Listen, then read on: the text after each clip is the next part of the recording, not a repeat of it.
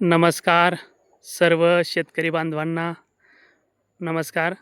यामध्ये आम्ही इथं आलेलो आहोत भरडखेडा, बदनापूर, जिल्हा जालना या ठिकाणी खजुराची शेती पाहण्यासाठी आलेलो आहोत. यामध्ये आमच्या समेत माजी गवळी धानोरा येथील माजी सरपंच अंकुशभाऊ मोरे, त्याचबरोबर माजी उपसरपंच भगवानभाऊ मोरे, त्याचबरोबर आपल्या तालुका गंगापूरचे कृषीभूषण रेवणनाथभाऊ साळुंके आणि त्यासोबत आपले श्री थोरे सर, मुख्याध्यापक मनपा विटखेडा शाळेचे मुख्याध्यापक सर आज आम्हाला मार्गदर्शन करण्यासाठी या खजूर शेतीच्या कार्यशाळेमध्ये त्यांनी उपस्थिती दर्शवली. आम्हाला ते मार्गदर्शन करणार आहोत. तर आपण सर्व त्यांची एक छोटीशी मुलाखत घेणार आहोत. तर आपण सरांना विचारूया या शेतीचे शेतकऱ्यासाठी कोणकोणते फायदे आहेत. सर बोला. नमस्कार, मी प्रकाश थोरे, मुख्याध्यापक मनपा प्राथमिक शाळा विटखेडा. आणि मला पहिल्यापासूनच शेतीची आवड असल्यामुळे आणि शेतीमध्ये नवनवीन प्रयोग करत असल्यामुळं मी हा खजूर शेतीचा पर्याय निवडलेला आहे. ही खजूर शेती आमचे पाहुणे श्री भानुदासराव घुगे यांची आहे. बदनापूर जवळील भरडखेडा या गावामध्ये ते सुमन ॲग्रो सीड्स कंपनी नावाची कंपनी चालवतात आणि त्यांच्या शेतामध्ये त्यांच्या मार्गदर्शनाखाली आपण ह्या खजूर शेतीचं विकसित करतोय. तर मित्रांनो, आपल्यासारख्या भागामध्ये साधारण 40 ते 45 अंश सेल्सिअस तापमान हे आपल्याकडे असतं आणि हे तापमान या खजूर शेतीला अतिशय पोषक असतं. कारण हे पीक साधारण वाळवंटामध्ये म्हणजे गुजरात किंवा राजस्थानच्या भागामध्ये येणार आहे. परंतु आपल्याकडे देखील तशाच प्रकारचं वातावरण असल्यामुळे आणि ह्या ज्या कंपन्या असतात ह्या डेव्हलपमेंट करताना आपल्या भागामध्ये येणारी याची जात डेव्हलप करत असतात. आणि अशा प्रकारची बारी नावाची जात आहे आणि या बारी जातीचं पिवळ्या रंगाचं हे खजूर आहे. आणि या खजुरामध्ये पौष्टिकता ही खूप जास्त प्रमाणामध्ये असते. लोह असतं आणि विशेष म्हणजे शुगर फ्री अशा प्रकारचं हे फळ असतं. कारण याच्यामध्ये नॅचरल शुगर आहे, आर्टिफिशियल शुगर नाही आहे. तर आपण बघता की हे 5 वर्षाचं झाड आहे.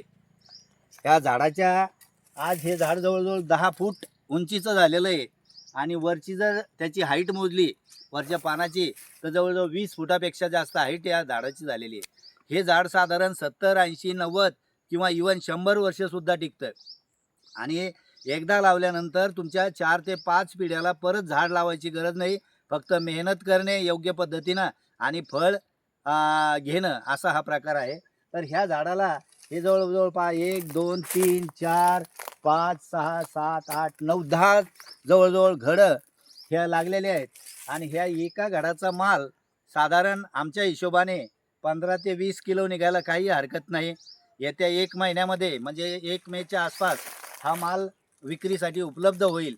आणि याला आपण मेहनत करताना याला पहिला डोस शेणखताचा असतो, दुसरा डोस लेंडी खताचा आणि तिसरा डोस हे लिंबोळी खताचा आपण देत असतो. टोटल 100% ऑर्गॅनिक आपण या ठिकाणी वापरत असल्यामुळं हा माल अतिशय उत्कृष्ट दर्जाचा तयार होत असतो आणि बाजारामध्ये एकदम हाय क्वालिटीचा जो माल असतो आणि हाय रेट ज्याला म्हणतो आपण अशा प्रकारचा रेट हा मिळत असतो. तर माझी आपल्या मराठवाड्यामधल्या सर्व शेतकरी बांधवांना विनंती असेल, जे प्रगतशील असेल. झाडाचं वार्षिक उत्पन्न किती येऊ शकतं? एका झाडाचं साधारण पहिल्या वर्षी म्हणजे जेव्हा माल निघायला लागतो तेव्हा 50 किलो, दुसऱ्या वर्षी 100 किलो आणि तिसऱ्या वर्षापासून साधारण 200 किलोच्या पुढं हा माल निघत असतो. आता हे तिसरं वर्ष आहे याचं पिकाचं, म्हणजे याचा 1.5 ते 2 क्विंटल माल पर इयर आपल्याला मिळणार आहे. आणि एक चांगल्या प्रकारचा रेटसुद्धा आपल्याला जर क्वालिटीचं फळ तयार करू शकलो तर एक चांगल्या प्रकारचा रेट, चांगल्या प्रकारची रक्कम आपल्याला मिळू शकते. तर माझी आपणा सर्वांना विनंती असेल की आपण या खजूर शेतीकडे आपण वळावं. थोडासा रोपाचा जो खर्च आहे किंवा याचं रोप जे आहे ते साधारण महाग असतं, परंतु एकदाच आपल्याला घ्यावं लागतं. परत 70, 80, 90 वर्ष परत आपल्याला रोप लावायची गरज नसते. फक्त मेहनत करणे आणि प्रत्येक वर्षी त्याचं उत्पन्न घेणं एवढंच शिल्लक असतं.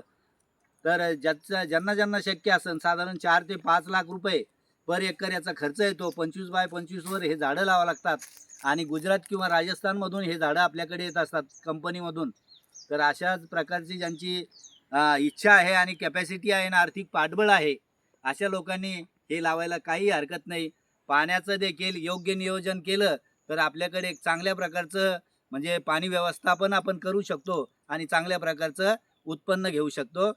तर ठीक आहे मित्रांनो, धन्यवाद, थँक्यू. जय हिंद, जय महाराष्ट्र. आपल्या धन्यवाद सर तुमचा बी. तुम्ही आम्हाला शाळा सुटल्यानंतर सर्व काही इकडे मार्गदर्शन केलं आणि सरांनाही शाळा करून सर मुख्याध्यापक आहे आणि शाळा करता करता पार्ट टाइम मध्ये शेती आणि त्यांनी खजुरीत लागवड केली आणि सरांनी आम्हाला वेळ दिल्याबद्दल खूप खूप धन्यवाद सर तुमचे. आणि सरांचं तोंड भरून जेवढं कौतुक करावं तेवढं कमी आहे. कारण खऱ्या हाडाचा शिक्षक शाळेमध्येच दिसतो, पण खऱ्या हाडाचा शिक्षक हा शेतीमध्येही दिसतो. हे पहिल्यांदा मी बघतो आहे. आणि सरांची कौतुकास्पद आणि त्यांची वयाची सीमा बघितल्यानंतर त्यांची जी आपुलकीची नाळ जी जोडलेली आहे शेतीशी, ती उल्लेखनीय आहे आणि कौतुकास्पद आहे. पुन्हा एकदा आमच्या गवळी धानोऱ्याच्या वतीनं मी आणि आम्ही सर्व परिवार सरांचे खूप खूप मनापासून आभार आहे. आणि हे सरांचे ऋण आम्ही सतत ह्याच माध्यमातून फेडावं. आणि आम्हाला हे शेतीसाठी नव्हे तर आम्ही त्यांचे विद्यार्थी आहे, ते आमचे गुरु आहे. इथून आमची नाळ बांधली गेली तर इथून पुढं असेच आमच्यासाठी सहकार्य करावे सरांनी, हीच विनंती आहे. धन्यवाद सर.